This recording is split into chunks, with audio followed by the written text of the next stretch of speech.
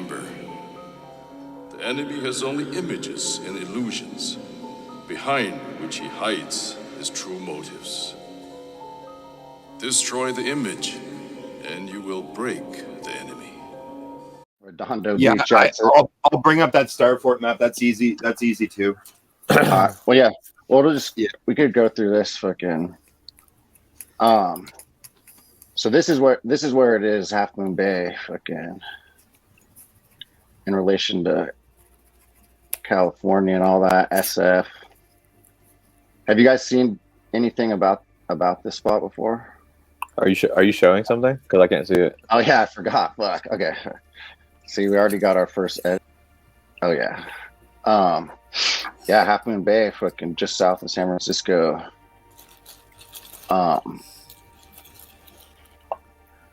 This beach, these fucking ruins showed up. Me and Pat have gone over this a bunch of times on the show.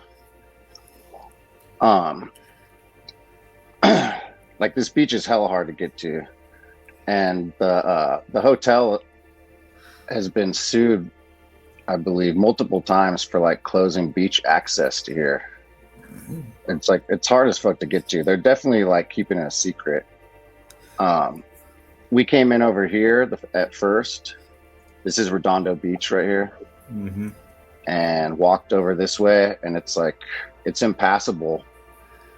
It's impassable like through here. How did you get in there? So we had to barge around, and you can actually park. There's like a parking garage over here, right here. You park here and you could just walk. Anyone could walk around here. So we had to come all the way down. You have to come all the way down here to these stairs, and then fucking walk all the way back over. It's like 15 minutes to walk down the beach, or longer. And maybe 10 minutes. It's not like super crazy. But I got pictures of these.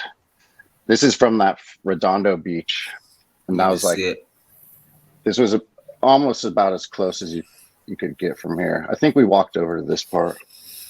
Is that Redondo Beach, that street right there? Is that where that English restaurant is, or at the corner? No, it was. I think it was just a straight shot from the one. I don't know if anything was there. Right. Okay, this was like a little closer, so you can kind of see. But like, it'd be pretty treacherous to get through over here. That's for sure. Yeah. But dude, this thing is just so fucking weird, man. What's the official story of it? Well, yeah, that's perfect. I was going to get to that. There's not really like an official story. And there's not that much written about it. 2017 is when they started fucking tearing it down a little bit. And concrete pillars that once supported the foundation of a Half Moon Bay hotel that was never built have been removed in light of safety concerns stemming from rapid bluff erosion in the area. Resembling ancient ruins, the crumbling structure was constructed on the bluff top in the 70s, just west of where the Ritz Carlton Half Moon Bay stands now. I mean, that's pretty much. Is it possible to verify that on Google Earth or no? Have you ever checked the old photos on Google Earth to see? Oh yeah. Yeah, there's been some debate about those pillars being like, there's a big argument. People get pretty tweaked about it, like that when you cite that as like old roads, they go, oh, it's a wharf. I've seen that a couple times, but like, this is what it looked like before they this is what it looked like before they tore a lot of it down in 2017.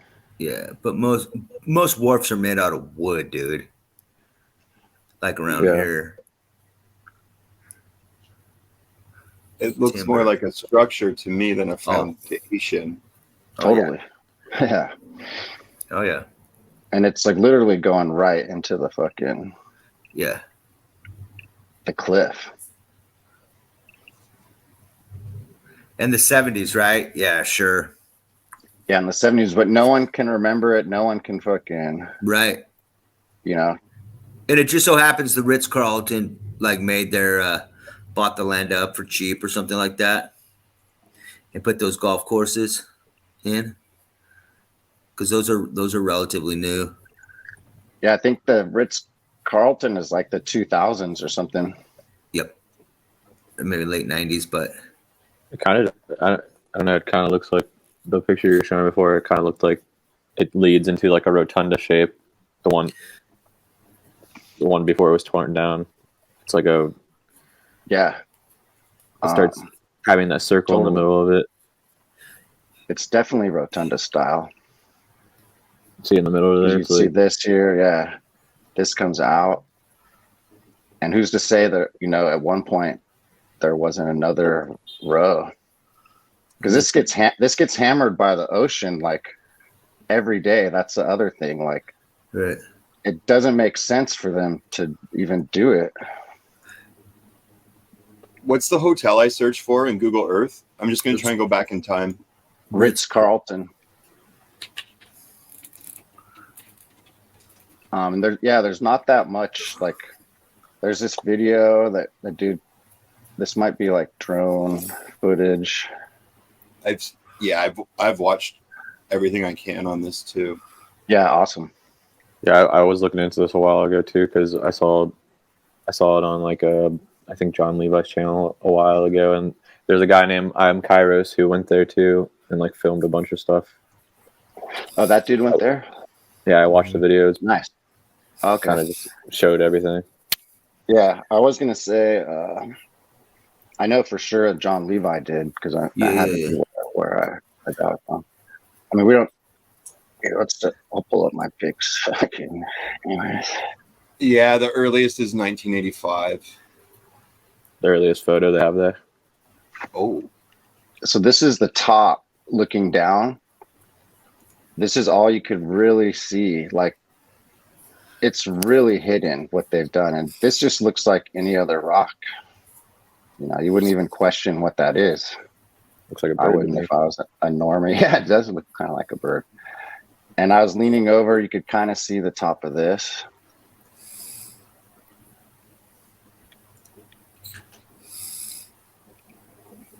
But like right over here on the right. Let's see. I did do a video here. We'll see if I show the hotel. It's like right there, right under everyone's noses. It's such a drip. Mm-hmm. I still can't tell what the pillar is made out of.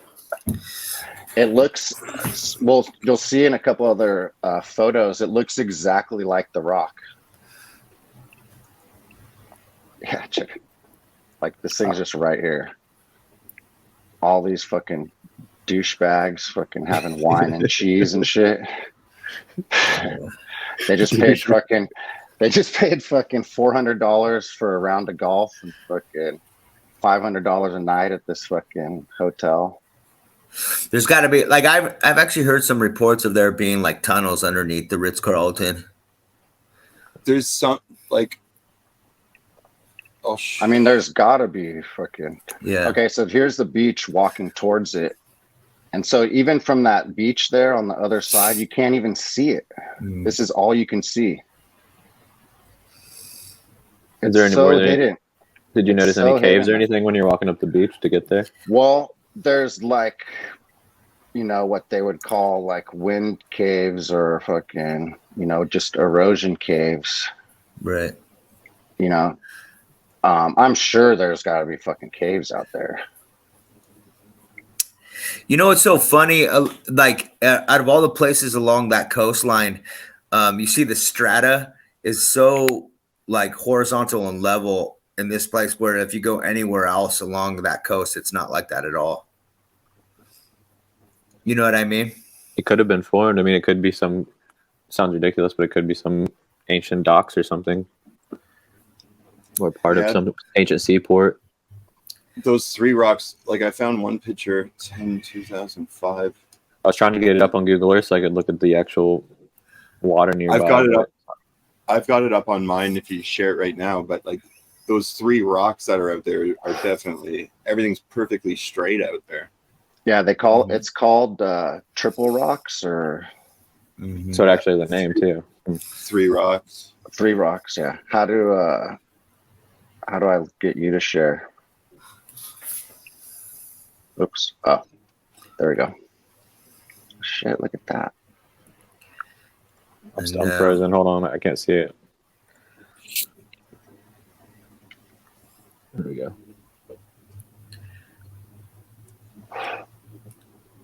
That looks really weird. So that's 2005, you said? Yep. It almost looks like that's, I don't know, that looks, the ones out, the furthest out in the water look like they are a wall or something. Yeah. Can you zoom in on that? Yeah. What do they say about the three rocks? It actually doesn't name anything. There's some heavy editing going on here, though, too. I know. They got that little wind over there on a calm day over there. Yeah. There's multiple rows. Yeah. For sure.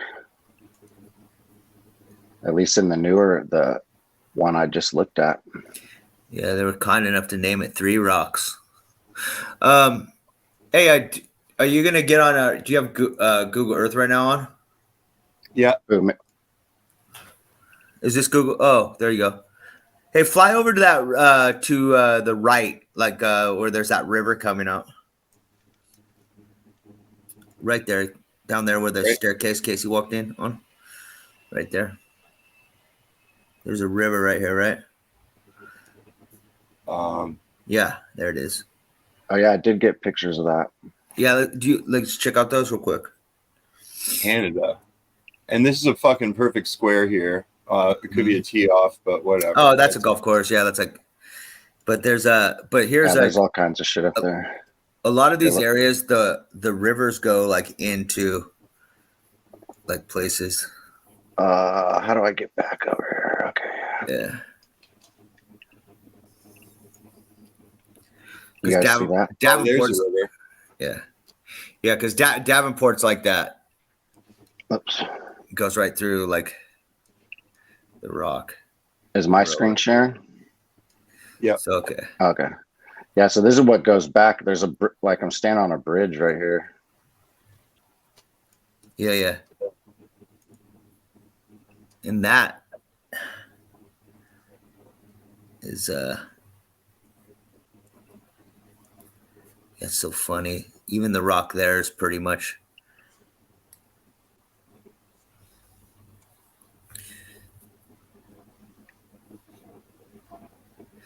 Oh, I got some close-ups. Here we go. This is the bottom of that pillar. Huh. Right? Yeah, I don't know. It's really strange.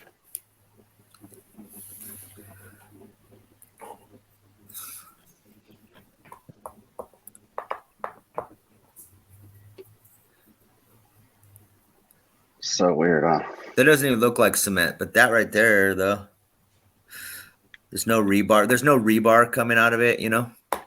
Up top there is, though. Yeah, there is rebar in some of the pictures. Yeah. Like there's some rebar up in the top parts, you're right. Yeah. And then like the mysterious fucking steel fucking. Yeah. Form or whatever it was. Maybe they're trying to preserve it. Yeah.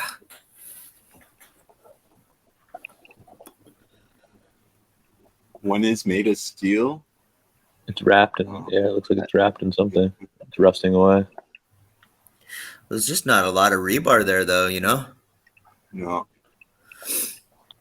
I mean, for the 70s, you got a little bit there.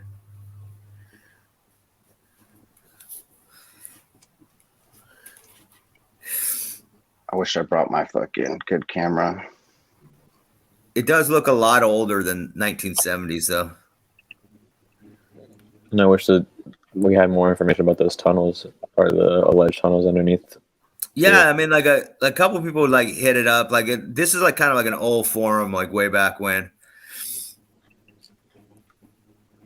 these started popping.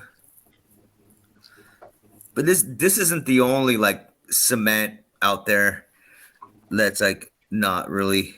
They have those like old gunner cement buildings in Pacifica and along the highway. We've talked about that, Casey. Yeah, the batteries. Yeah, the batteries. This fucking ice plant's invasive species too, and they've planted it all down the beaches in California. What do they call that again? It's an ice plant. Oh, just ice plant? Yeah. And it just smothers everything out and just covers just fucking earth, and it smothers out all shit. So it's made me think that they plan on purpose, one, to fucking hide a lot of shit. That Foster City near here looks really weird too. It's like perfectly circular. I don't know if that's what it's called. Brewer Island, Pilgrim Triton. Those are nice areas. It's weird.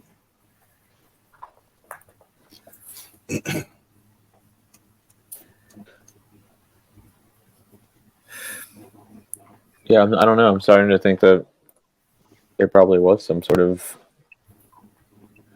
could have had something to do with like a seaport. I don't know. Just based on the Three Rocks section, kind of reminds me of what you see in some of these ancient seaports that are abandoned. Like Well, fly. Yeah, because it's a dugout, so they can go in a perfect channel to park. Well, fly into Davenport real quick and show them that cement thing coming out in the water, Casey. Yeah. And there's Crescent City too, huh? Maybe. Oh, this is all. Yeah, these are all straight lines. I was just looking at these straight lines before I zoomed over there.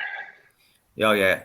Those are like just strange. Like you don't see like that's what's so funny about that bluff is that it's like so horizontal. Like there's no.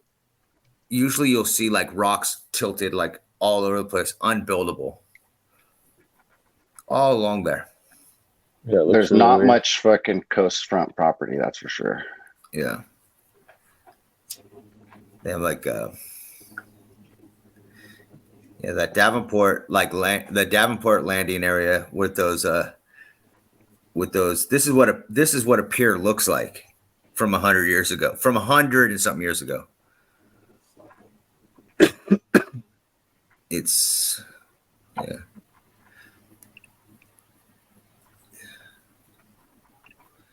see, where are we?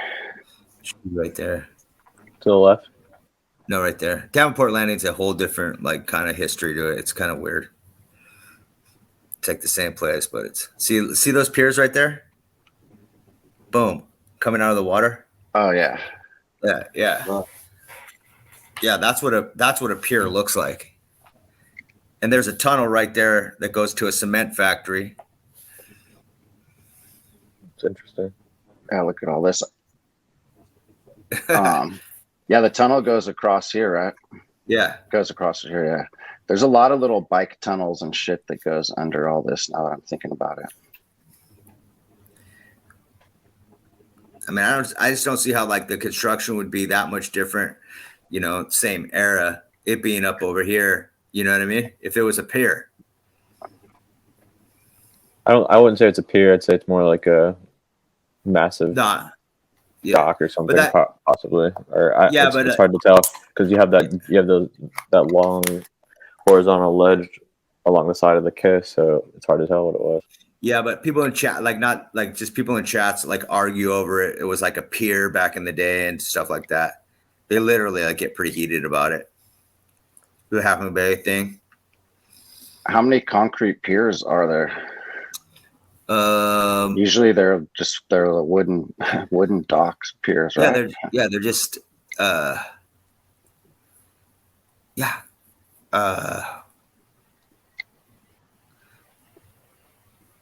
wouldn't even know how many concrete piers. I've never like actually really seen it. Maybe like down in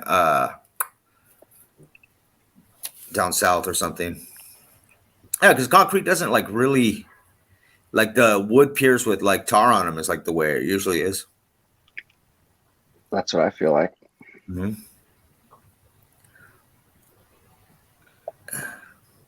I guess hold on, I'm going to send you something in the private chat to look at for comparison to what I'm talking about, but Actually, I guess I could just share it.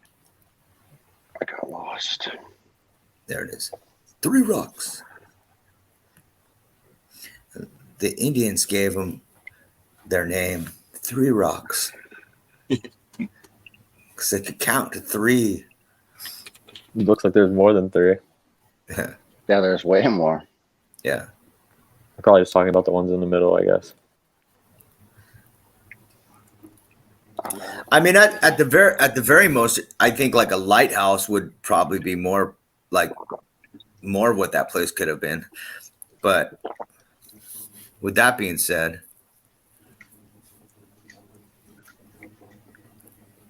I mean, you could just have like. I just didn't know if there's some kind of connection with the tunnels and everything else. If it's bigger than that small area, then that's what I was speculating on, I guess, because it seems like it's maybe underneath what's currently at the hotel as well. I think it's part of a way bigger structure for sure. Yeah. That's what I think all too. those straight lines kind of form like an octagon. Well, the corner, it's everything's too straight in different directions. Well, it's like just yeah. I agree. Can you pull up my screen real quick, Casey? Yeah. Let me.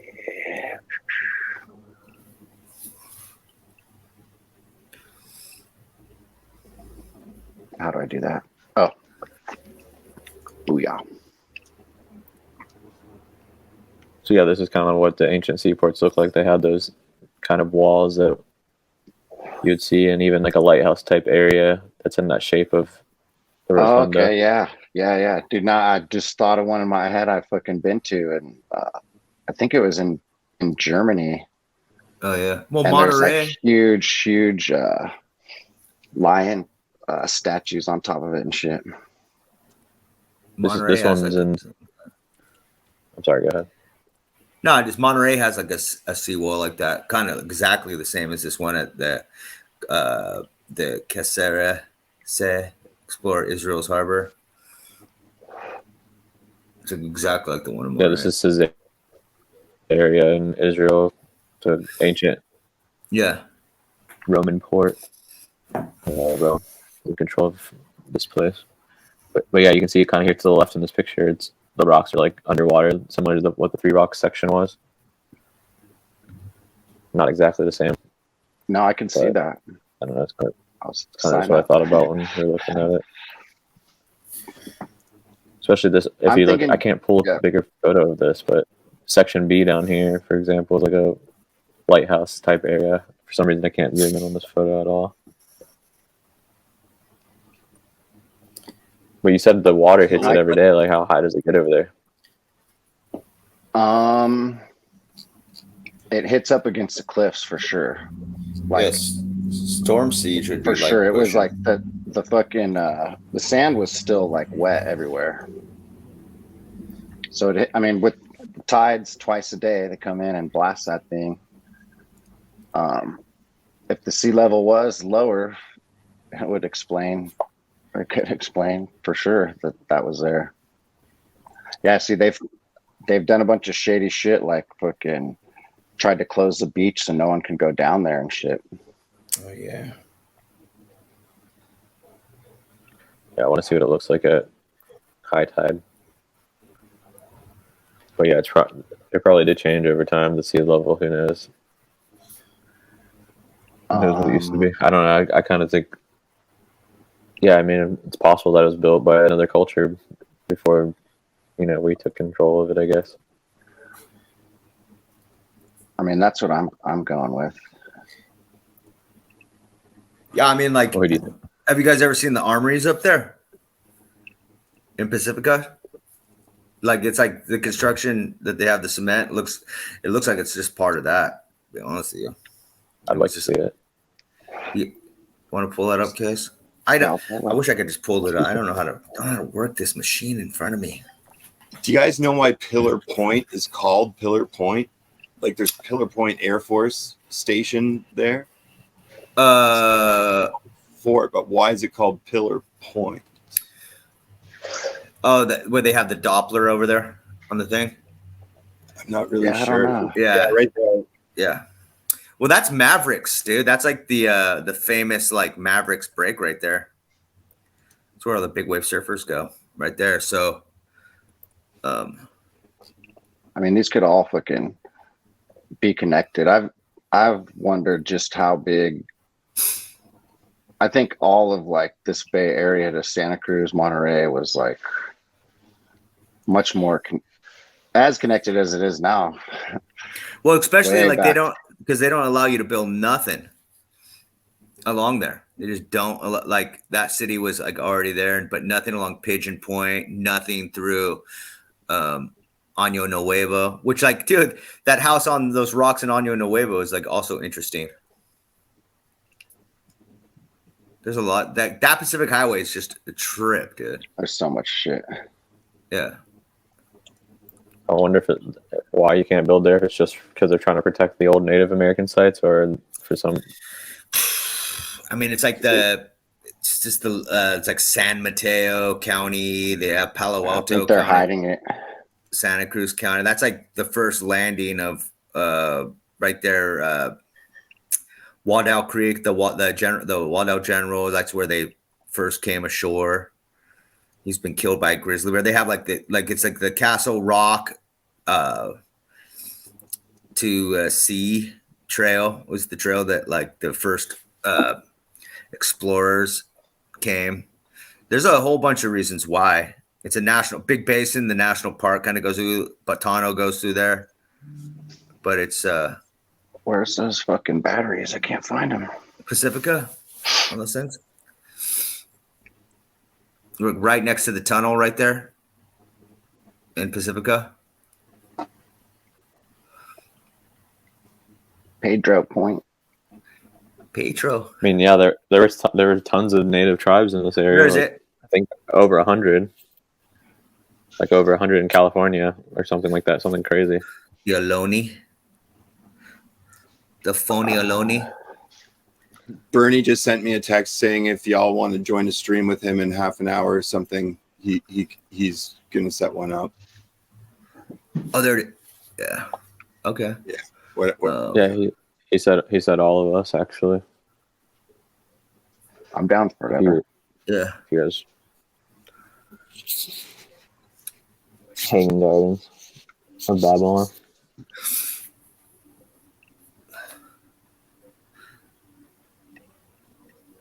I forget what we were looking at. He's looking for batteries.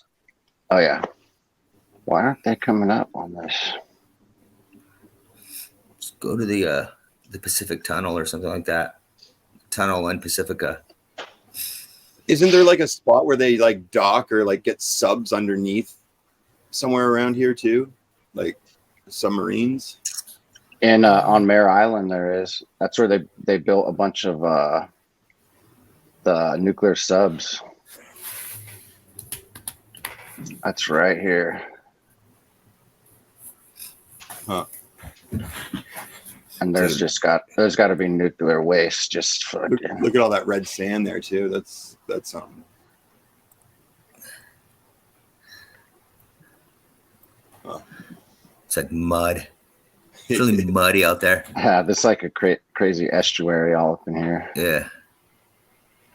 But yeah, there's definitely underground shit here because they were building those nuclear sites. Subs. Yeah. And Pacifica, that Nike nuclear site there, Casey? Yeah, there was a bunch of the Nike sites. Do I have any of them fucking on here?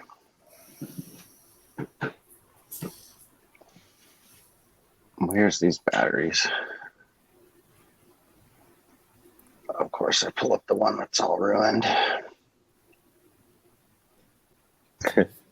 Oh. It's a really weird shape.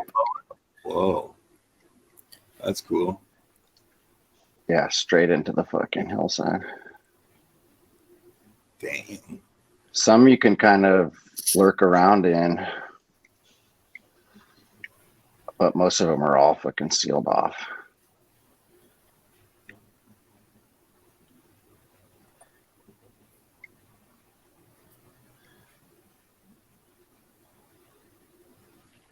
don't know where I marked that one.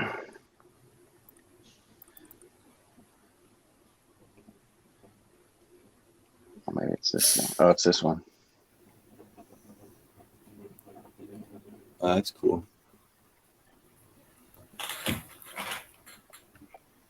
It's top of a giant pyramid or something. Yeah. This is this Mount Tam right here? I think this is Mount Tam. It's one of the biggest mountains in the bay. Like, have you guys been to these places? Like, Yeah. or around? So, like, would you think they're more like just normal hills, or are they like more like pyramids buried, or do you think they're like massive tailings piles? I mean, yeah, like yes, and yes. Okay. Probably. I think like stuff like this where they're digging down and have stuff underground, I suspect that there's structures buried beneath here. Yeah, anything military, there's something there. But like, have you ever looked at a landfill or a dump site, from above? Yeah, I just sent Shem a picture the other day. It's like the biggest mound you've ever seen. It looks exactly like a fucking step pyramid. Totally, like exactly. Like I wouldn't be surprised if this was fucking landfill. You know what I mean? Like, yeah, it's crazy. So, I think a lot of it is that too. Whether it's landfill of them creating mountains from their tailings, or like just creating mountains from garbage, whatever it is. What's that yellow triangle on the map there?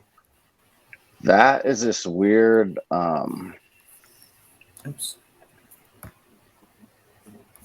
really weird spot. This was Lone Mountain. It's the name of Lone. It's called Lone Mountain. Did you guys put that yellow triangle on there? Is that like really I did. Okay. Yeah. No, I put that's my mark. But I'll show you because it's a pretty cool spot. I'm pretty sure it's UCSF now.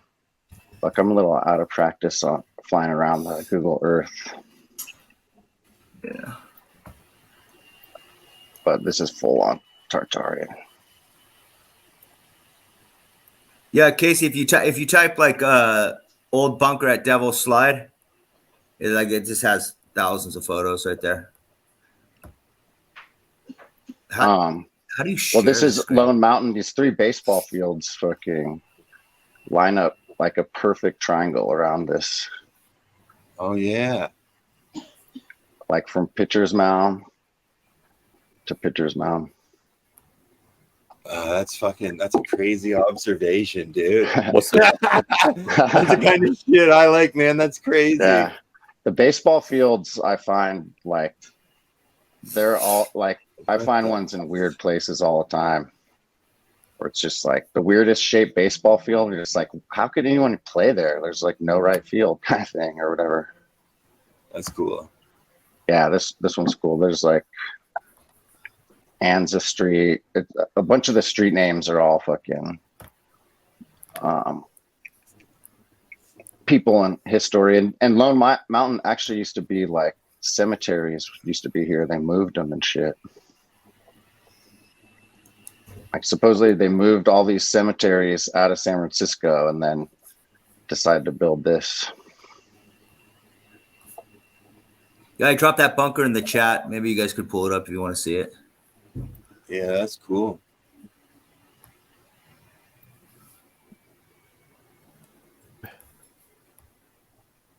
On top of the hill.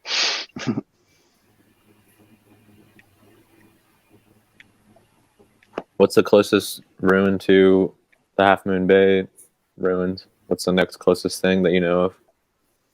Those bunkers, if you look at those bunkers, look at the chat. Maybe you guys can pull it up. I don't know how to do it.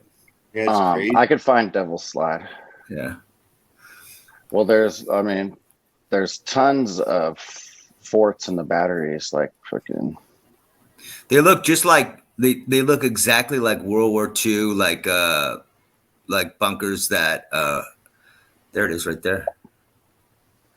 That were built in what's that, Beach Normandy or something. Oh my God, I'm really fucking. There we go. So these are like all along the coast. How close is this to the Ritz Carlton? 8 miles maybe. Like it's right here. 10 miles maybe at the most. 15 at the most. I don't know. They all seem pretty close.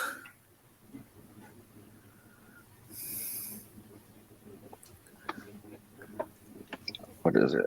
I could look it up on the maps. It's a bunch of batteries. I wasn't sure how close it was. I can kind of tell from that, but Yeah. I didn't know if it was like right next to it or something. There is ones in here.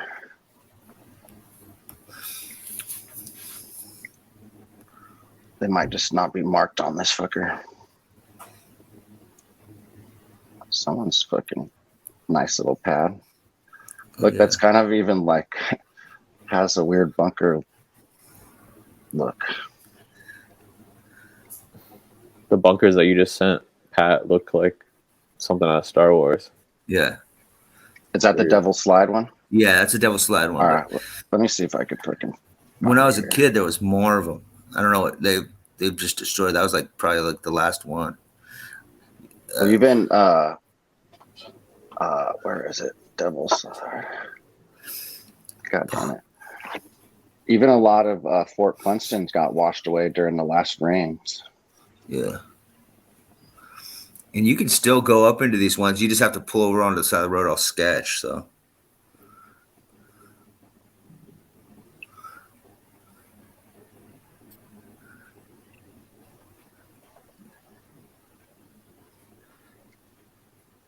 Is it gonna pop up on here, or should I pull up your fucking? I'll pull it. Just pull up the thing because there's like images and focus and all sorts of shit. All right.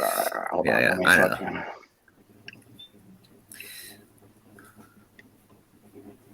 Oh yeah, this thing we fucking. Yeah. But as far as like cement, like shit that's like kind of like in this close to the same condition cement wise, you know what I mean?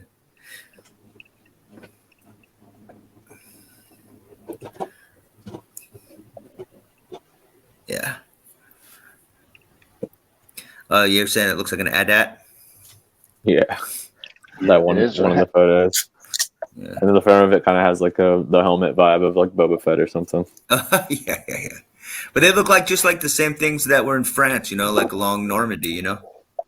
Mm-hmm. But you don't see any like how much has been eroded away. Yeah. Like, was this all under mountain? Yeah, most likely, right? Like, why would they build it on top of the rock, not hidden? I don't know. There was a few more along the highway. I remember as a kid, always just like we'd always go look at them and stuff. Like little kid, like 70s, some early 80s. But that's it. Yeah. And then the other thing would be Pigeon Point, which is pretty damn close to Half Moon Bay. That's the lighthouse. Yeah, that's the lighthouse, and there's a lot of stuff that it was the brightest one, tallest one. We drove by there the other day, but there wasn't any parking, and it was it was packed.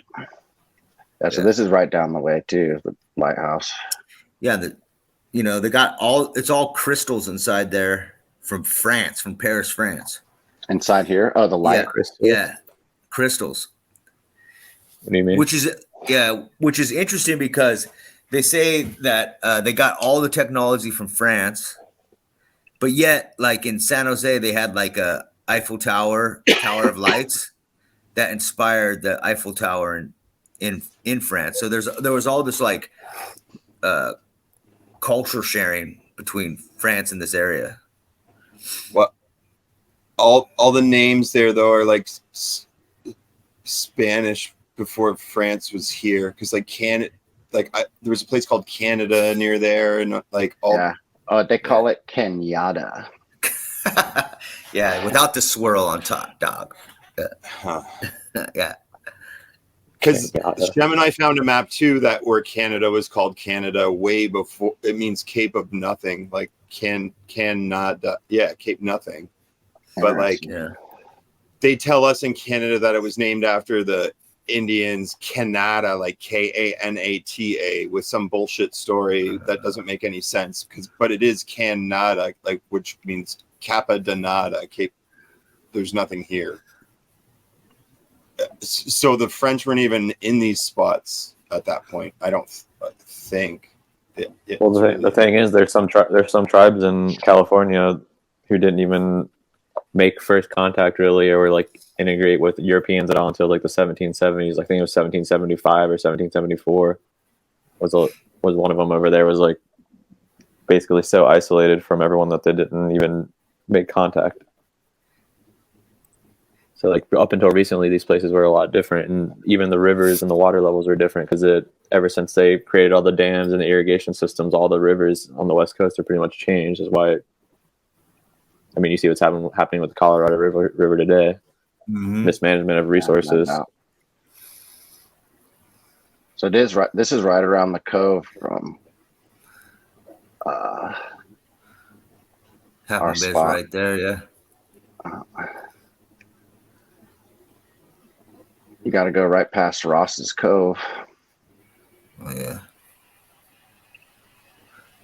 And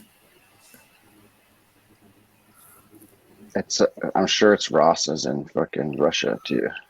Yeah. Because there's Fort Ross up the way. We got the Russian River.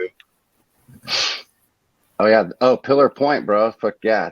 This is like a fucking weird ass nuclear military spot. And then you got that big Doppler right there. Yeah, why is it called Pillar Point though? That's maybe there's all I'm suggesting is maybe there's more pillars there. Sure, like totally.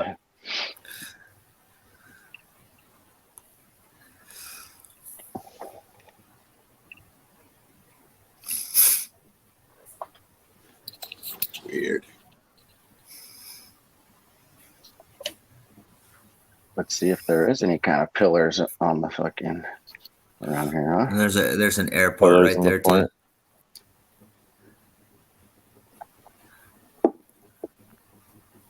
Wasn't that the airport that John Denver fucking flew out of?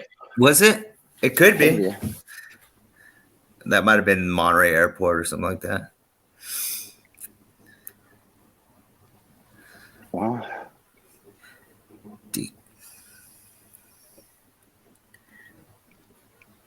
I mean, a lot of these coastlines do come out in weird points. Yeah. Star 40 points. It's got that Star 40 shape.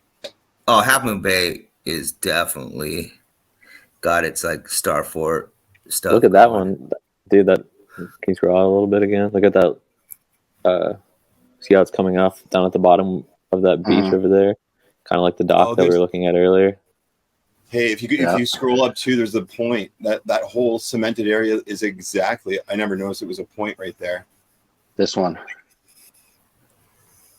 Yeah. This one. Yeah.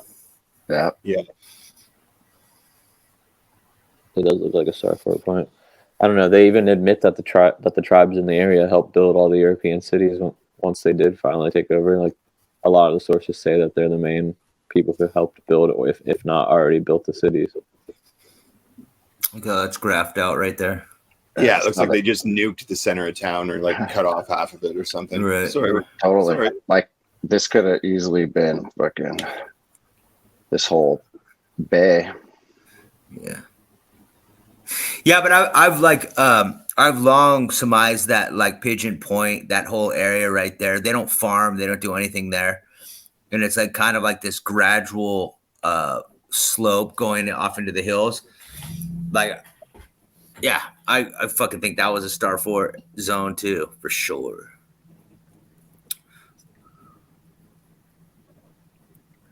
It's just like they put a lot of time and effort into that lighthouse out there.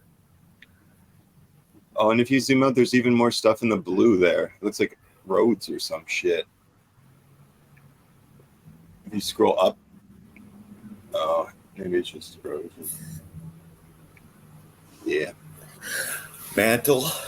Well, there is like a fucking canyon, and the Monterey Canyon over here Oh yeah. is like one of the biggest fucking canyons in the world. Bigger than the Grand Canyon, I believe. And like even mainstream historians, that like it doesn't make sense to the mainstream, so they have no idea what caused it. Yeah, they still got like a river current in there too. Like they basically say a huge river used to flow into here, but there's no huge rivers like on record that would have done that. Makes sense. I mean, I was looking a little bit into the people who are in that Half Moon Bay area, the natives from that area. They're called the Ohlone. They used to be called the Costanoans. Mm-hmm. And their origin, the Ohlonies, yeah, Ohlone. Their origin story or their myth for their origin story is the same as everyone else. It's the flood myth. They say that everything was basically covered in water, and then over time it went down.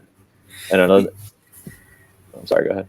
Yeah, like if you go out into the skyline zone, that was like more like their stomping grounds. Every rock up there is like a mortared rock, like big old castle rock, like huge rocks, and there's just mortar holes everywhere around it. So that's, you could actually just go sit on one. This was a big shell mound here that they fucking demolished for IKEA, movie theater, mall. Yeah. And it's Ohlone Way. You take Ohlone Way in there to Bay Street, but you take Shell Mound to Ohlone Way. Is that in Emeryville? Yeah.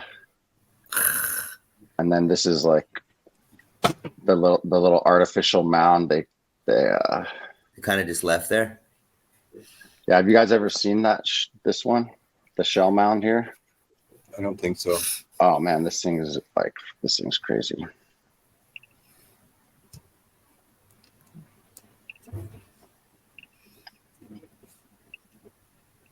It's not gonna give me the picture. That was the mound, though. That in the background. Yeah. What the? The Emeryville Shell Mound was leveled in 1924 to make way for industrial development. It turned Emeryville into a fucking industrial zone. It's insane. But it was huge.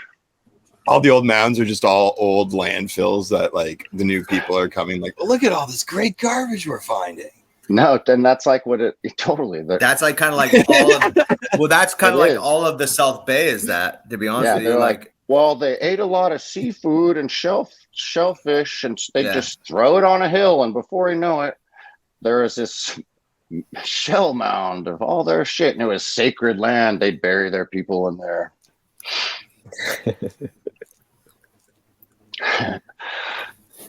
I'm definitely getting canceled for that one. Yeah, I mean, it seems like all cultures throughout all of history put their people into mounds. That seems to be the huge connection between all of these cultures. Because Elkman and I have shown evidence before that the people from Eastern Asia were trading and had routes over to California, northern United States, Alaska, down to Peru, down to South America in history. And you can tell by the way that they can tell that they're the same types of people because they have the same religious beliefs, practices, burial practices, way of dressing, and even the languages. People are trying to make the connection between the languages now. Like, for example, there's a group in California that had the same exact language type of the Aztecs. So they speculate that these people went away from the Aztecs and came to California to flee, which I'm guessing happened during the time that the Spanish took over Mexico. Mexico, and they probably, ran away and went to Northern California because, like I said, until the 1700s, the late 1700s, the natives basically were still good to go over there. Yeah, they found like Ishi in like 1900 or something like that. He was the last Indian. The last Indian. Ishiwishi, and they I like forget what they his turned name him is, but I into know what you're talking about. they turned him into some kind of sideshow project for English people. They took him to England or something like that. I was trying to look it up. There's the Humboldt Current is like one of the currents in the Pacific Ocean that, you know, just like the Gulf Stream, it's very similar. You know, you could cruise on that and get across all of the Pacific Ocean. Well, even if you can't do that, just northern Japan. Well, yeah, I mean, it's like which I'm including as Sakhalin, or there's an island north of Japan that's considered to be Russia, but it has the same people in it as Japan. But like if you left from there, for example, you would definitely be landing on the west coast of the United States or Canada. Mm-hmm. And like we were talking about earlier, the streams were much different, the rivers were much different, so they had access to make it all the way over to Ohio. Totally. Well, supposedly the Strait of Anian or whatever. Sorry about the dog. Everything ends up in the Mississippi River. Yeah, there's a Strait of Anian that would supposedly would flow all the way across the United States, possibly.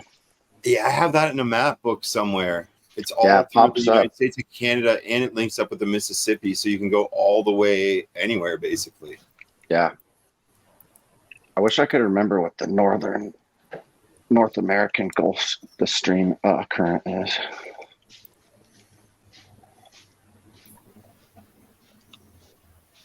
I just think, I don't know. I think that there is something to that. I think the here we go. Asian. Yeah.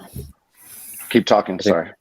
It's all good. I think the Asian cultures did make their way over to America, for sure.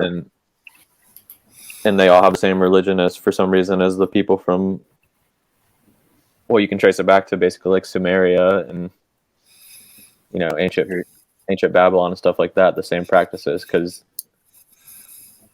Sumeria is basically the oldest civilization, or at least that's what mainstream history says. They're the first people to have organized cities. Their religion was literally building mounds for dead people. The same exact symbols for every god and goddess that you see in every religion today. These people left the Levant and went out to Asia and then made their way over here. Isn't Clovis one like kind of like arguing a different story though to that in San Diego? What's the Clovis one is like they're considering that's like one of the older human civilizations was Clovis one. Yeah, there's multiple arguments about what the first city was, because some people even say it was like Jericho or the Minoans or Ethiopia. Was it the Clovis who supposedly wiped out all the megafauna? Yeah, but in North America? It's Exactly. That's a joke. There's no way. They cruised over. They got trapped here in the Ice Age, and then they just killed all the mastodons and saber-toothed tigers and camels and horses. It kind of makes sense if you would think it was our actual ancestors doing that, because all we do is just cruise around and kill everything. But I don't think that's what we were dealing with. The Clovis King. Clovis King. Yeah, I guess he's from France. Clovis was the first king of the Franks to unite all the Frankish tribes. Clovis I, yeah, he basically ended up founding the Holy Roman Empire. Yeah. Is that why they called that the Clovis site Clovis? Because he was the first. Well, I don't know. That kind of like threw me off a little bit, because I know that like the Clovis human territory was in San Diego, right? Along there. I thought it was like Fresno. Oh, maybe so. I mean, those people could very easily have something to do with some of these cities. Oh yeah, for sure. I know it sounds ridiculous, but they very well could, because they have the same coat of arms and symbology that you see in all these rulers. Like the Clovis guy you're talking about, he had the fleur-de-lis and like the staff with the fleur-de-lis. They also have the double-headed eagle, which you see in multiple coat of arms all around the world. And like I said, it founded the Holy Roman Empire. Yeah, I mean, they could, for sure, and they could just be fucking signing them off as some prehistory culture instead of being an advanced fucking culture kind of. Well, Fresno's so overlooked, but like if you go to Fresno, it literally is like very unattractive place to be, but they have like just. Oh like, no, Clovis, New Mexico. That's what it is, not Fresno. Okay. Oh yeah. But still, Fresno. It's like it's really not an attractive place. But like you go there, there's like certain things, especially if the Central Valley was like all a lake at one point or a sea. You know, what is that? What is that one lake that's reforming? Because of all the water. Lake Tulare. Tulare. Yeah, that's reforming. It's like ruining people's whole day out there.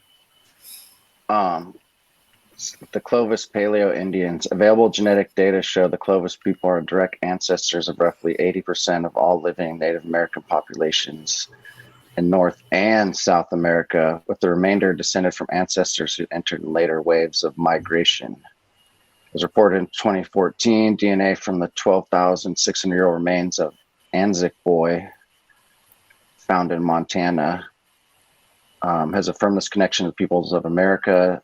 In addition, DNA analysis affirmed genetic connections back to peoples in Northeast Asia. This adds weight to the theory that people migrated across from a land bridge, Siberia, to North America.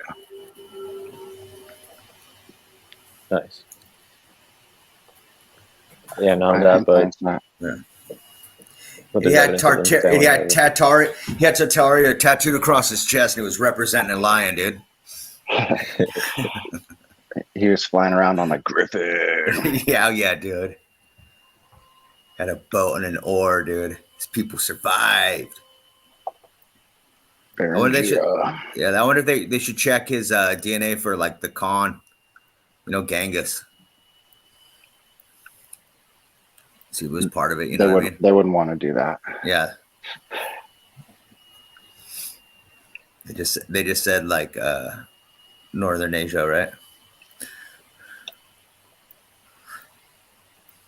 Yeah, dude. Like, so the Columbus River coming from like Washington, that stretches all the way into Idaho, doesn't it?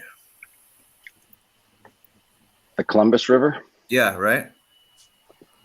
Columbia River, I mean. I don't know.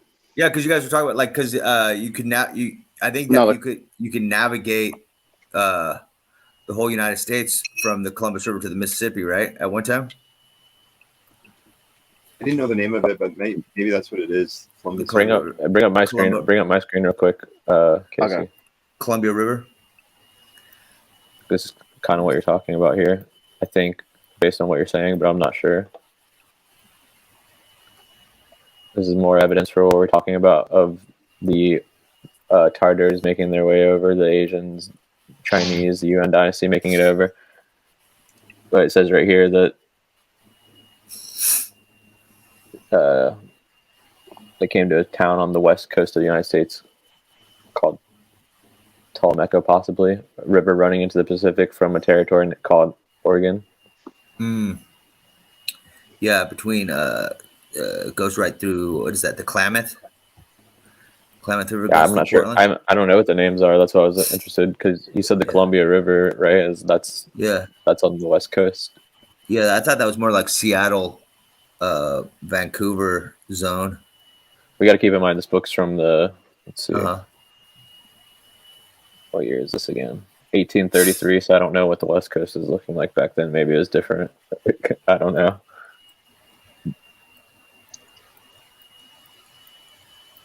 I can't even think of the damn fucking Seattle.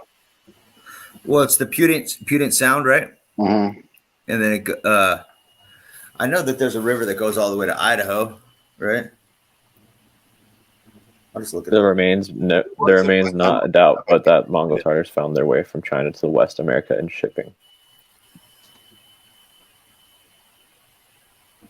But we're crazy. We're crazy.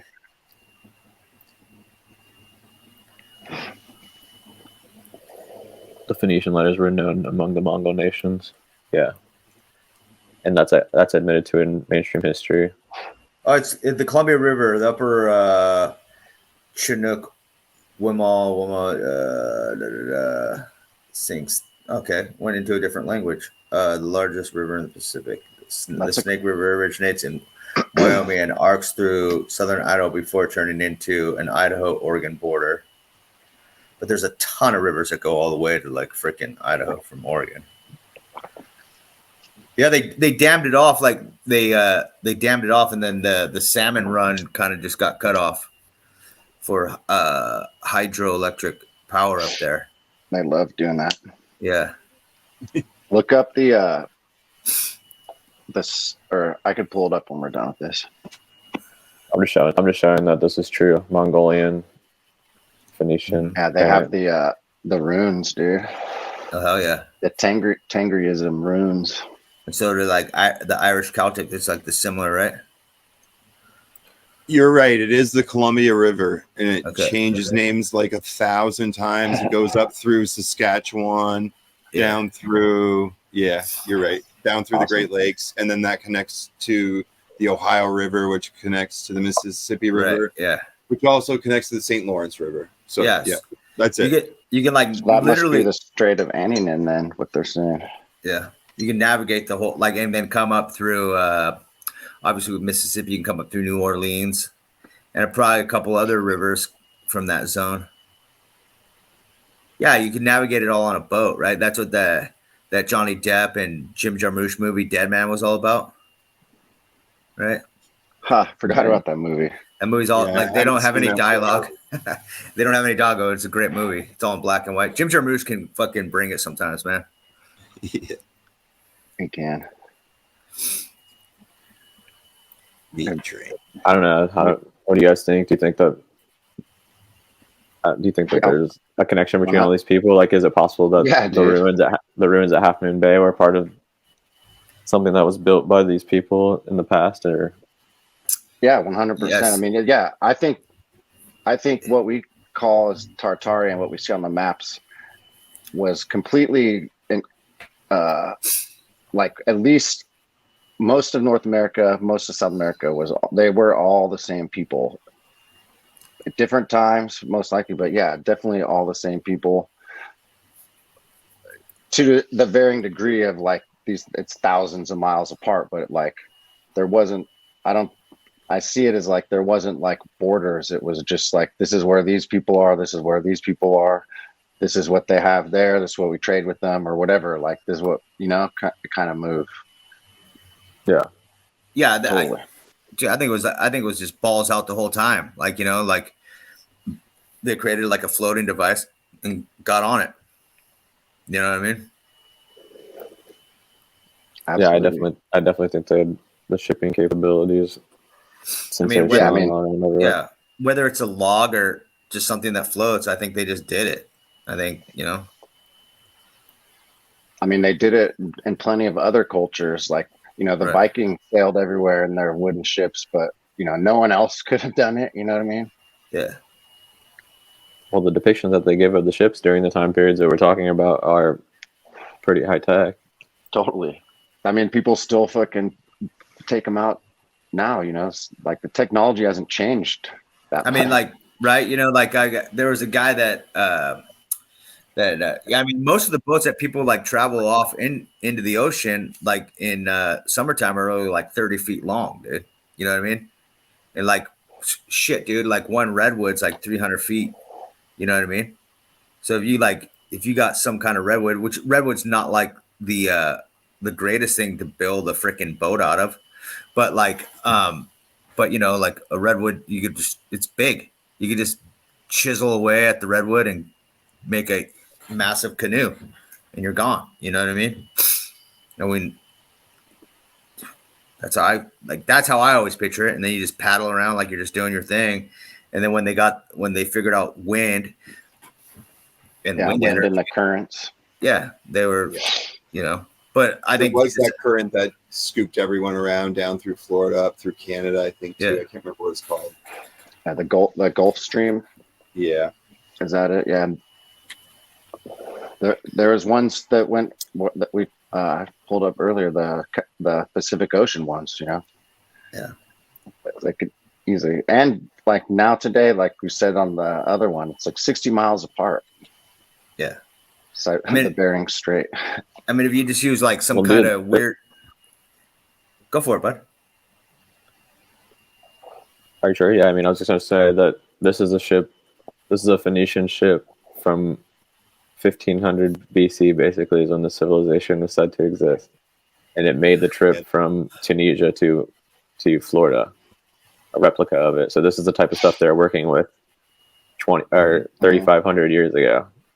3,500 years ago. So you're telling me they couldn't make it to America or have ships?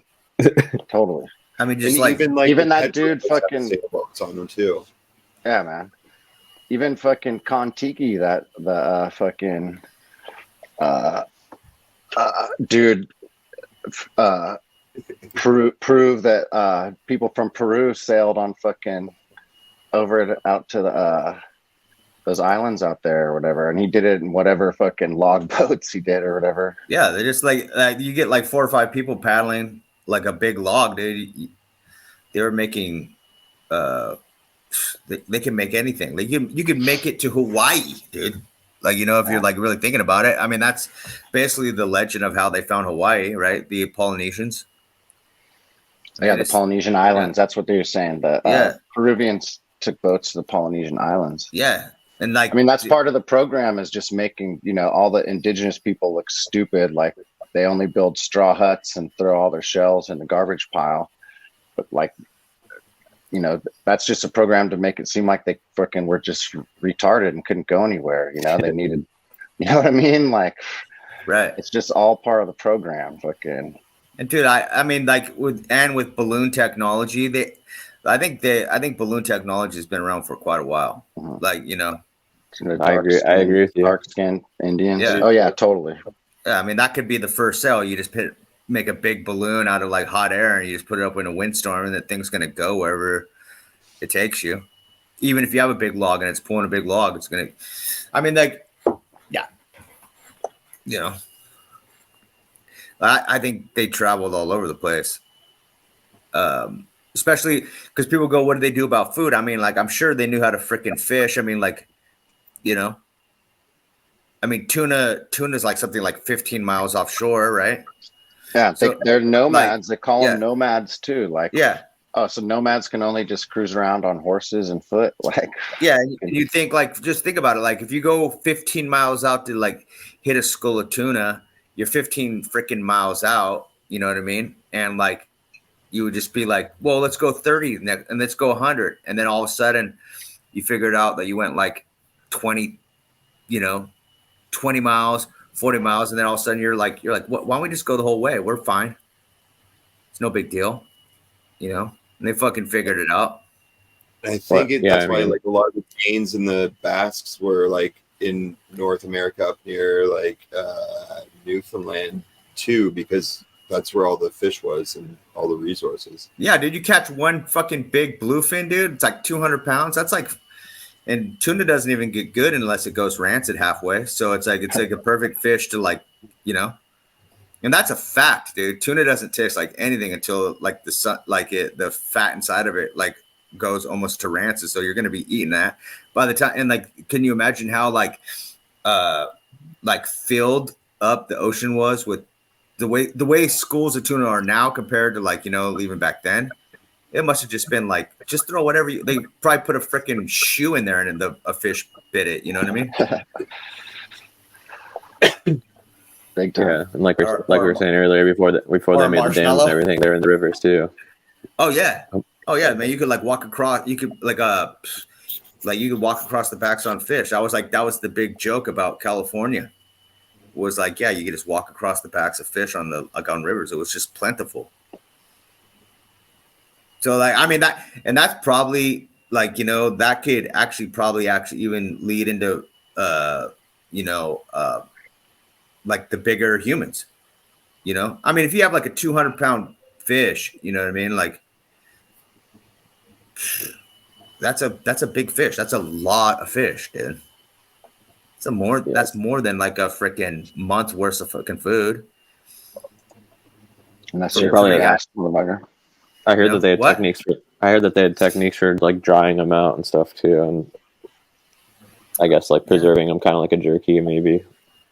Yeah, I mean, like I'm telling you, like tuna tuna tastes better after it goes rancid, like because it's not like a very fatty fish, so there's no real flavor to it until this is old wise tale. But like yeah, Old easy, tale. easy breezy, dude. You just cut it up, you're good to go. Well, they had enough energy. I mean, I guess water would have been the only thing that was a little like sketch, but if you like throw coconut oil, you had all those like coconuts in there with the water, you're set, dude. Just fill up your freaking boat, you're cruising, right? Squeeze some oranges in there. Oh yeah, dude. I mean, it would be sketch. I mean, but like think of it was like a rite of passage or something like that, like, oh hey, like and back then, it was a sketch for a Viking or a fucking Greek or Phoenician, Yeah. If we even look at it like that in face value. They weren't gonna allow you to be part of like the normal society unless you like did something. You know what I mean? Think about that, You're like, well, where am I gonna go there? If you're like a if guy, you didn't have a job. Yeah, if you didn't have a story, like if you didn't have like a story to tell back then, they're like, oh, so what's up? What are you doing this summer? They're like, oh, well, I'm gonna get on a log and paddle. And they're like, oh, that's a good boy.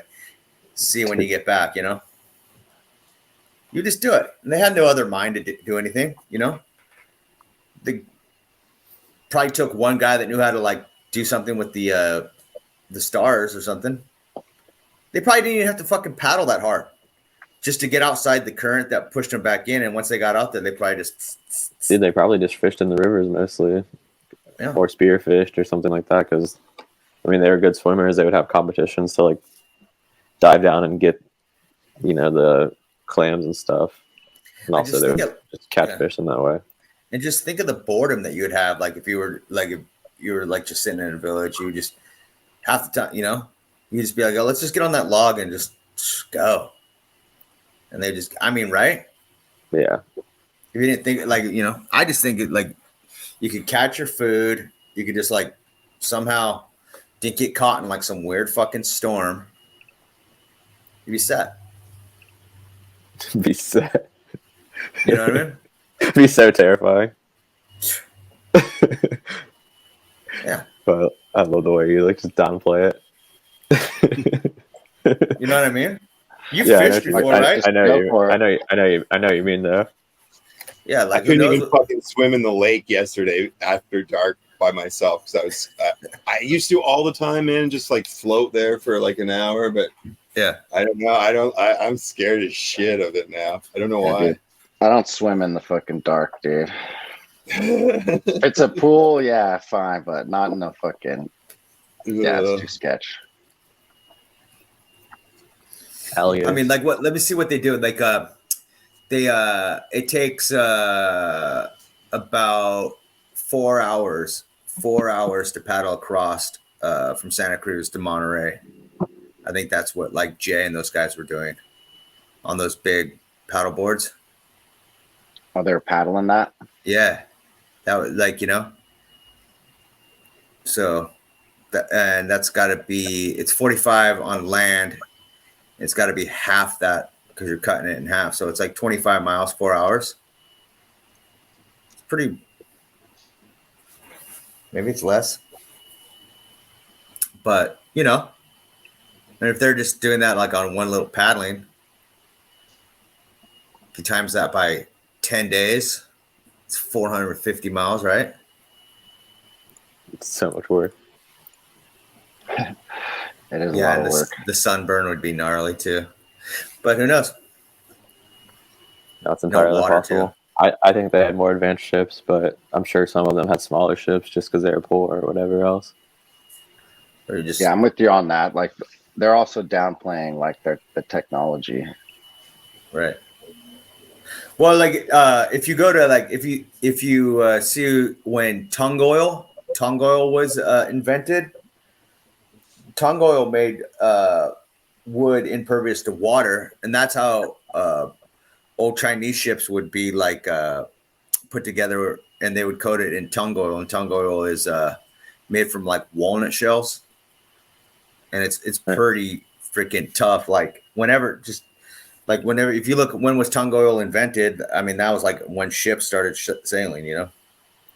Well, I know that some people use bitumen to coat their ships with or to seal them as well. If that's before then, I don't know if it is. Yeah, the Indians in Canada used to use oil, and it was called bear grease. They called it bear grease. So if you look, you can't. That's the thing with like a lot of these words, like electricity and like oil and shit. It's been around forever, but just the terms have changed. So like, well, we're all talking about the same thing. The earliest reference of Chinese use of tung oil is in the writings of Confucius around 1500 to 400 BC. The Chinese have used tung oil, also known as China wood oil, for at least 2,500 years, and building waterproof boats of paper, wood, finishing. So, you know, that's 2,500 years, right? So times that by like whatever, you know. That's the same time as the Phoenician culture. Yeah. So tung oil, creating tung oil out of walnut seeds, right? Like made it possible for ships to like last long against like seawater and stuff like that. You could rub that shit on your skin. It'd probably fucking grease the water off too. Tung oil? Yeah. Wetsuit style? Slick. Tung oil is pretty brutal.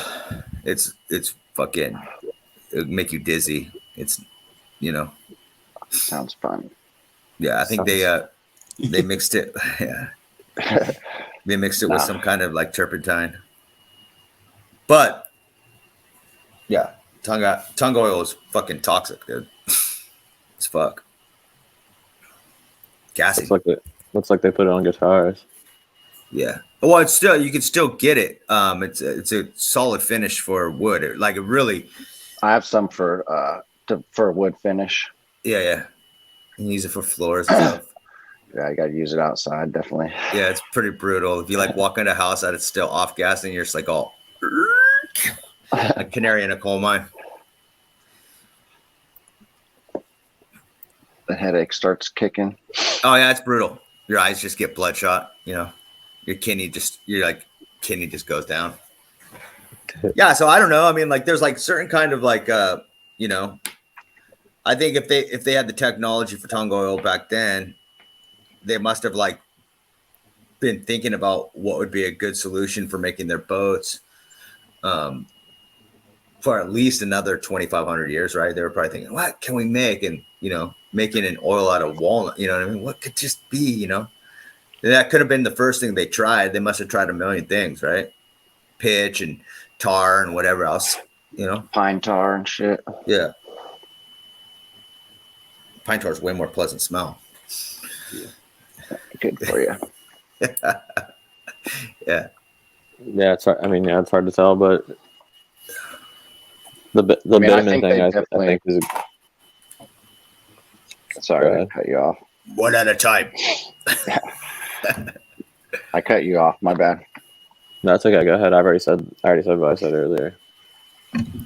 I think I was just gonna agree with you 100%. I mean, I think that our North and South America is a lot more related to, you know, Siberia, Asia, Tartaria, the Mongols, and anyone cares to say it. Dude, I lost my fucking train of thought. No, dude, for my money, I just think there should just be way more like documentation about like the Mayans and the Aztecs, but there's just really not that much. It's just like mainstream, right? Mm-hmm. And like a lot of the stuff, they're like, oh, well, they say, well, they didn't even build it. It was already there before them. And it's way more, like it's like a step pyramid. It's way more beautiful than like some kind of like, I don't really like the Egyptian pyramids, dude, to be honest with you. I mean, they're the most boring ones. Yeah. You know? Yeah. I mean, I take a mound fucking buried over a pyramid all day than the Egyptian ones. Yeah. That's what I'm saying. Like they had like whole cities. I mean, when you like, you know, and it like, you know, just grew over with plants and stuff, you know, even some of that LiDAR stuff. God, what do you think when they fucking start uncovering that stuff, right? how much stuff have they like reverse engineered from that society anyways? I don't think they did anything with this fucking like Egyptian pyramid shit, dude. They're very suspicious. I don't know what to think about. You know what I mean? There's way more artwork in like the Aztecs and Mayans and even Peru.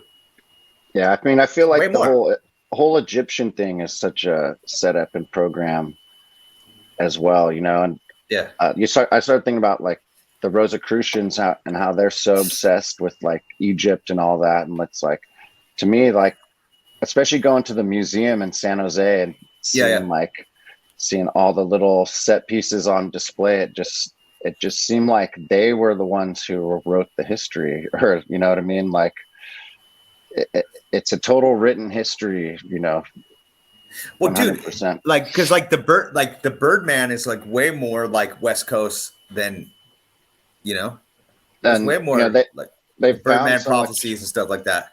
Yeah. You know, they found like so much Egyptian stuff in America, but maybe like that's where it was. Dude. Exactly. And they just are putting it on, you know, they just put it on that culture or whatever, you know? Yeah. It seems like they just kind of, what was that? Who went down there and chipped the nose off? Like, who went down there and chipped the nose off the Sphinx anyways? Didn't Napoleon or something? I thought it was the Rommel. Oh, the Desert Fox. Did he do it? I don't know. No, someone went down there like chipped the nose off the Sphinx, right? Made the head all small. I can't remember who it was though. Yeah. I mean, they got like, and they're like, their idea of stuff is so stupid, dude. Like, they're like, oh, there's something in the claw of the cat, but they don't want to open it up because, you know, a ghost might come out. And it's like, what? You know what I mean? Doesn't it seem like that? Yeah. I guess it says Napoleon Brooks in there when I googled it. Oh, well, yeah, perfect. Yeah. Exactly. Yeah. we all know about him. Yeah. And his ass was all over in Louisiana and stuff back in the day too, just checking on things. Yeah. You know? Just having a peek before he fucking checked out Moscow. And then there's that picture of him making out with Alexander the Great from Russia or something like that. No, the Tsar of Russia. Yeah. Oh yeah. They were kissing each other all weird. But, you know, that's Napoleon. He wore high socks, you know what I mean? Like little dainty shoes. I mean, he was a fancy lad. There's ice cream named after him, dude. Yeah, dude, fucking the pyramids down like down in Mexico are way cooler, man. I think. They're all over. The ones that are in Mexico, you can find ruins of all over the planet. Like on Google Earth, for example, we can look at multiple different locations that have those same ziggurat type shapes. Even the original design of that comes from the city of Babylon. They're still going. Yeah. They're like they're lined up with the belt of Orion. And I go, okay, cool. But that's like a million things, right? In the old world. Yeah. They line up a lot of things to that for sure. As far as I'm concerned, that's the only thing that fucking those pyramids got going for themselves over there, dude. You know what I mean? I think that they've put a lot of cosmetic work into them before presenting them to the public, or something suspicious with them. But I don't know. They just haven't come up with so many theories. It's just like they got to a point where they just went, "That's the story." They ran out of stories on that one. Yeah, the slaves built it for 100 years. Yeah. And apparently, you know, like the desert that wasn't a desert, you know, kind of thing. I don't get it. You know, it makes no sense to me. Slaves aren't going to build something that lasts fucking however many years they say that shit. Fucking. Especially back then, and especially back then when the world was like with no streetlights or cameras, you're running, dude. You know what I mean? Well, they might have even had streetlights for all we know, though, bro. Huh? That's all I'm saying. All I'm saying is they might have had some kind of street lights for all we know. You're still running. Yeah. You know what I mean? The minute you're like, oh, he fell asleep. Let's go. You know? You're getting out of there. You know, unless what? You're hungry? I'll stick around to the morning and I know we're splitting. You're running, dude. You're running in. You're just at all costs, dude. Like that's like a Jaguar paw, dude. You make it, dude. You make it back to your village. It's amazing. Just going. I think. You know what I mean? Unless you want to be a slave. What's this little thing on the side? Did someone send something in the chatty watty? Oh yeah, Bernie just invited us to a stream. Oh shit! Sending the link. Who's on it? On Instagram. I guess it'll be us and him. Oh, sick. On his channel, I'm gonna send it to you on Instagram too. Doesn't even show up in my fucking subscriptions on you. Oh, there it is. Fine. Fuck. What happened? The like, I can't find you on my YouTube on my phone, but on the computer I can. It's so weird, man. I don't know. It's the TT. Yeah. I've had a hard time finding you a couple times. Yeah, I mean, doesn't come up. If you search TartarianTruth, it won't come up. Looking on YouTuber? Yeah. Yeah. If I don't post videos on a regular basis, it definitely doesn't come up at all. How come we're looking at this thing from the Mahabharata here? Basically, it's just kind of what we were talking about earlier, how the same people have spread all across the planet at some point. They had some sort of civilization where they had similar religions and practices and all that good stuff. This little object here is a good example because this is like a Hindu item called the Vajra. And if you look at Zeus right here, he has one. If you look at this Sumerian god, I think it's Enki, he has it. And he also has the goddess bracelet on. And the weird part about it is, if you look at this Aztec god called Tecloc, he also has what could be considered one. Dude, I think, have you heard Holger Dansk? Do you know Holger Dansk? He's like a Danish legend, Viking legend. He had a lightning bolt, I believe, too. The Jesuits have them in their flying machines too. I'm just gonna dig up that picture. The one with like them and Falkor. There's something like that in it too. All I'm saying is that I've been reading all these different religions around the world recently and doing all that good stuff, and like almost all of these stories are the same for all these people. So I do think it's just major evidence that this culture was worldwide, and there's something to that whole, potentially that Babylonian myth in the Bible where everyone spoke the same language at one point and then they were spread across the earth or something. It's obviously an allegory for the most part, but yeah, but I mean, it would make sense why. Yeah, exactly what you said. Like all these stories are almost the same, but they're a little different. But it's like geographical, you know. So that's all just a little different. But so it makes sense, and like, so just to fucking finish, like it doesn't, like, it's hiding in plain sight because they're just like, oh, that's just what these dumb fucking natives believe, you know what I mean? And you know. Yeah, but the thing is like whenever you see like stories that are really similar, almost so similar that they're the same, right? There's not that much difference. That means that they were like super important to this culture or multiple cultures. Well, the major difference in a lot of them is just the relationship between, like, if the person's a male or female, and the relationship between mother, father, daughter, and son. Those are the main differences in all these myths. But there's also the theory out there that the god of this mystery religion is like an androgynous being. So it makes sense that they would be represented in all these different ways, and they also are three of the same. That's why you have the Trinity, the Father, the Son, the Holy Spirit, all that good stuff. It even ties back into that whole fleur-de-lis symbol that we see from the Phoenician culture all the way up to modern day culture being used. So it's like this Trinity androgynous type situation for this initiation type cult that seems to be in control of the world. Yeah, I mean, I've seen that fleur-de-lis all over Europe. I've seen all over America.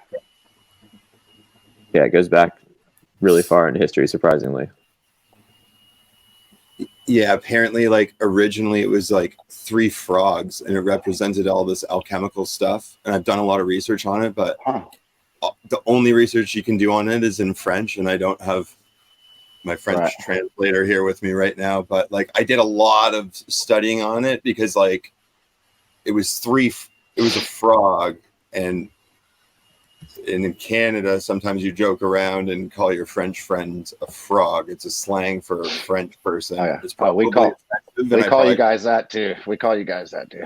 Yeah. So like, so I was wondering if that's where that term came from. Instead of like a frog in your throat or like you sound like a frog, I think it actually comes from that, because when the king came in, he ordered that it be changed from the alchemical system to a flower, which also represents the shift in alchemy to the Rosicrucians, because it changes from an image that represents an alchemical thing with the frogs, because it has to do with it being a tadpole changing into a frog. I really wish I had someone to translate it all here, because it was mind blowing actually. Well, and sorry, go ahead. I was going to say that the frog symbol does tie in with the goddess worship that I was talking about, because the frog in ancient religions and cultures represented fertility, just like as the goddess. So it's the same as like saying the fleur-de-lis symbol. Basically, it's associated with Aphrodite, which is another name for the goddess Ishtar Inanna, which is what we're looking at right now on the screen, which can be associated with Lilith from the story of Adam, where he was created with Lilith originally, but they had a fight over dominance, and she ended up leaving heaven, and then God created Eve as a response. So there was actually an original woman, which ties back to the Trinity once more. You have Adam, Eve, and Lilith, the relationship between them being very controversial, I guess. The toad makes me think of, in like the Lovecraftian Cthulhu stories, Sathagua was like the toad god, and actually Clark Ashton Smith wrote about it, and he was an occultist. I'm not sure what secret clubs he was part of, but he's definitely an occultist. And there's one story in particular where these guys find a temple to Sathagua. He wrote a bunch of stories about Hyperborea, and it's one of the Hyperborean stories. They're searching through ruins of Hyperborea and come across this temple of the toad god Sathagua. But I felt that those guys were kind of telling secrets in plain sight with their stories, you know. So that's what made me think of that connection as well. I want to hear more about that. I haven't heard of that one. Sathagua. Did you guys want to hop over to Bernie's stream, or how you guys feeling? I'm down for whatevs, really. Hell yeah, I do. Because he's trying to get started here soon, so okay. Well, I don't know if there's anything else you guys want to talk about before we get off here. No, I mean, I'm sure I bet we're just gonna probably go through all the stuff again, which would be killer. I like this. So I've read a little bit about Talak. It's been a while though, but he was a sky, related to the sky, right? He was basically like the thunder god, the god of rain, right? Oh. And Talak is a pretty like similar to Tengri, which Tengri was like the sky too, wasn't it? Tengri is that's the religion of kind of like of the Tartars, basically. That's the main religion that ties back to the Semitic religions originally. I would say that Tengri is more of like a representation of Zeus or something. Okay, right. But this guy's also a representation of Zeus, but he's a little bit different, I get. Because there's a I guess frog? You would be right. This would just be Tengri. Interesting. Good connection. God of earthquakes.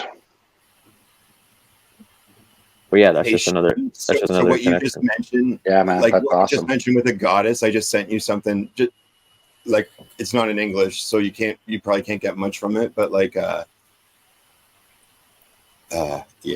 the last image I sent you on Instagram kind of ties into it too.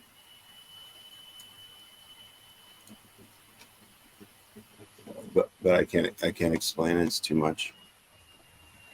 And then the other ones I sent you were all the Jesuit flying machines and stuff, and they're all the same. So the Jesuits have the same flying machines as like they do in Italy, and they do in like the Hindu texts and in the French ones, and they all have that weird shape too. And they had to do with that the Vajra or whatever you had up, because that's in a few of them too. And Mexico has their own Jesus as well, but whatever. It's just too much to get into. I've seen that before. Yeah. This picture that we're looking at. Yeah. Where did you see it? I would like to see a high definition version of it because I can't really see it. Yeah, where'd I see it? I don't know, like on something else. Here, I might be able to share it in high def. Yeah, it's kind of. I've seen something similar to it. Like I don't know if I've seen this exact thing. Yeah, Sophia ties back into the mystery religion. Basically means knowledge, which is what you try to gain. You try to get knowledge to be the same as God or be like God, which is like the story of. It's weird that the Mercury symbol's at the top, though, right? And then I got my symbol book if I wanted to decode the whole thing. Do you think the average do you think the average person was contemplating this, like these symbols? Do you think like no? All I think it is like a shift from like so most people were alchemists back then, and then they couldn't be alchemists anymore. So then they just funneled everything into Rosicrucianism, and like all the mystery religions. Like right here is what we're looking at. So like they're just trying to hide everything. Well, they're trying to hide it so they don't get killed, but at the same time they're also adding what they think should be in it as well. But because there is all the alchemical symbols all throughout this fucking thing, and right, yeah, and like what you were saying, where like so Sophia, that's why she's at the top, because she's like the supreme goddess, who's supersedes Eve and everything. So she was there before God, apparently. But she's the queen. Yeah, go. Sorry, I was going to say Sophia is the queen of heaven, which is the title that was given to Inanna, the ancient god of Babylon, also known as Ishtar, and also in the Catholic Church in the 1900s made Mary known as the Queen of Heaven, which is more evidence that these people infiltrate each different organization and over time push their beliefs into the system. Because there's no reason that Mary should ever be considered the Queen of Heaven or have any type of divine association with God or be put on the same level as God in the Christian religion if you read the Bible. And this is just alchemy, where they're like in the sense of like taking lead out of gold, kind of alchemy. No, so this would be like the truer form of alchemy before, like, so most, instead of science back then, it would have been called alchemy. I'm not talking about like current alchemy, but then religion came, and if you weren't on the same side as religion, you were considered like a pagan or a witch or a sorcerer or something. So all the alchemists funneled all their information and coded it into the mystery religions, but specifically Rosicrucianism. And then they spread it out through everywhere else. But like, that's why you notice like certain, like the town I'm in is like a Victorian town, but if you notice all the churches, they each have a certain amount of points of stars on everything, or a certain amount of so one will have 8 of everything, which represents that they were Rosicrucian. So they just code it into everything as if it was like a certain amount of rose petals or some shit. Oh, I understand what you're saying.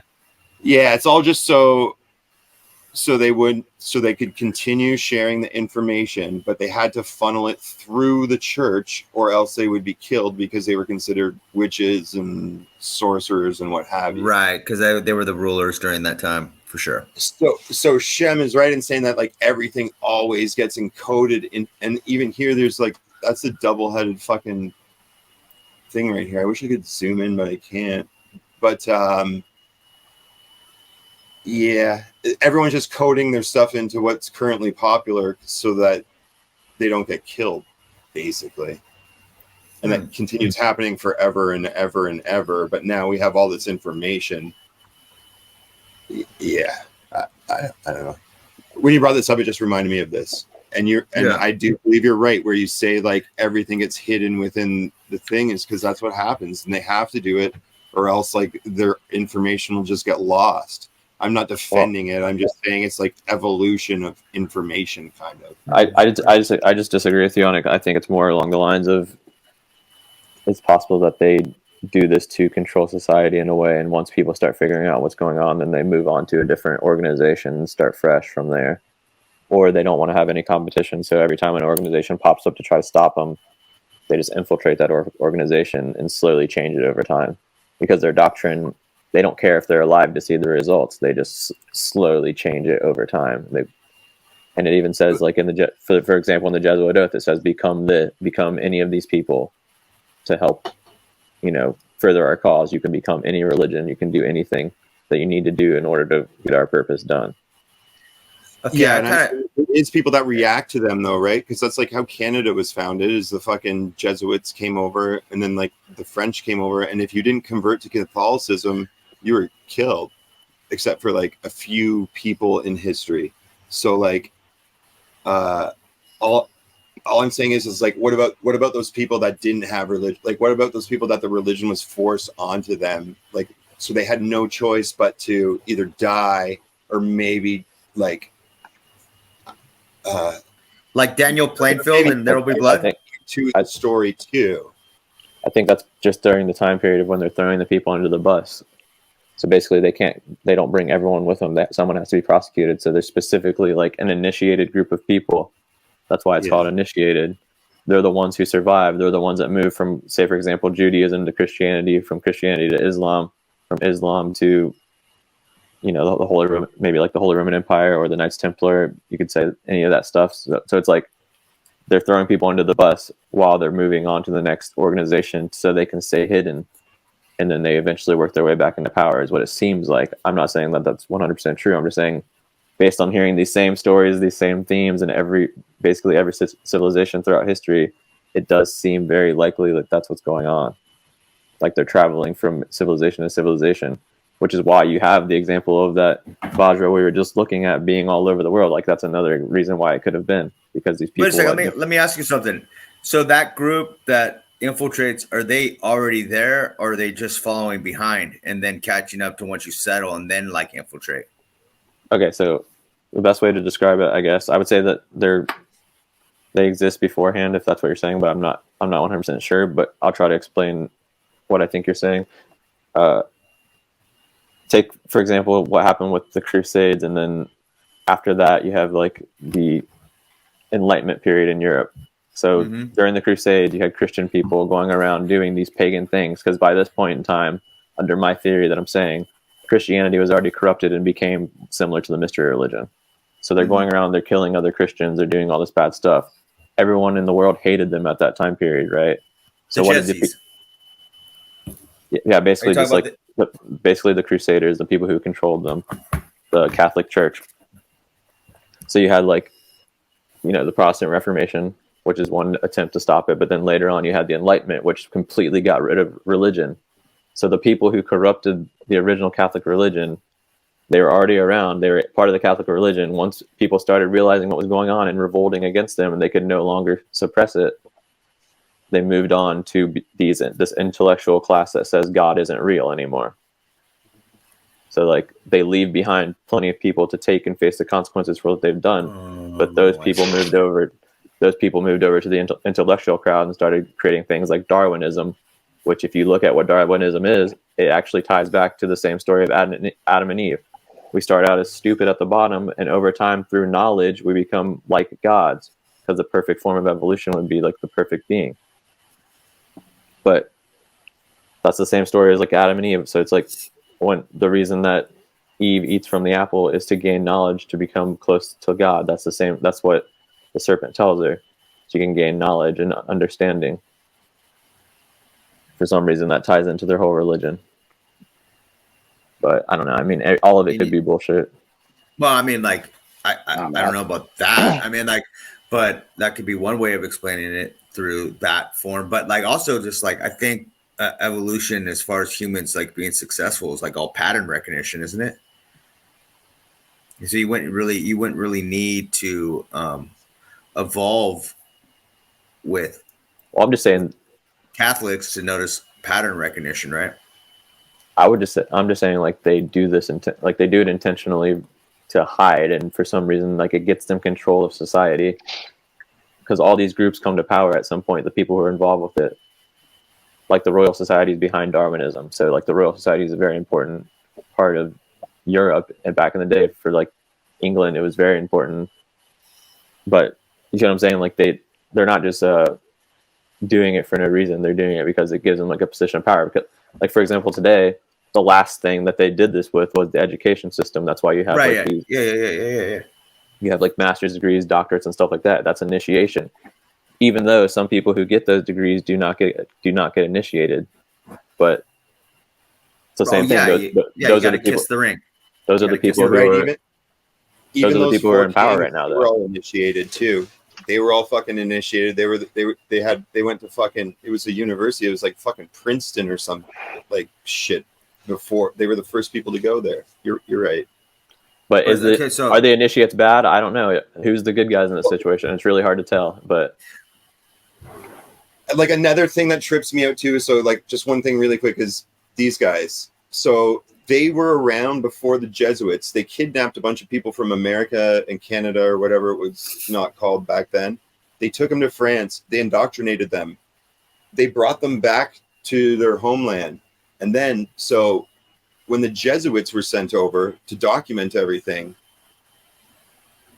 these are coincidentally the same people they linked up with and learned about the native people's religion from.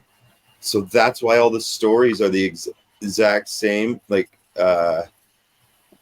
so yeah, everything's a fucking plant, and I it's all the same fucking bloodline. Like, all the native peoples of Canada are all fucking.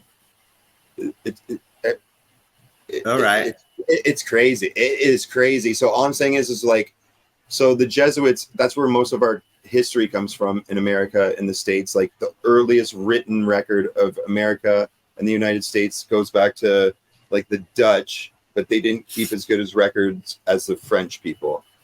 Which is also sus because the further you go back, the more eloquent the handwriting is and everything. And it's like, it just started right then and there. I don't think so. But that's not what I'm getting at. I'm saying is like, so most of our history comes from the Jesuits and those artifacts in Mexico, they destroyed so much stuff in Mexico in, I don't think it was the Spanish Inquisition. I think it was before that. I do have a book on it, but I don't want to like OCD about it right now. But gotcha. The one Jesuit priest, it was his job to hide all the stuff in Mexico that was Christian related. And that's why we only are left with what you were showing earlier, like the Codex, this thing. That's all we have left. But so all the stories are the same because they're all been planted, and the people that are doing the stories over and over again, like, so that natives of Canada, when they were talking to the Jesuits, so I'm reading this and I'm like, holy shit, like the story was like about Moses and Abraham and their names were Meso and Athakam and all this shit, and it talked about the flood and everything, and I'm like, this is so crazy, but like it wouldn't make sense for those same names to be used.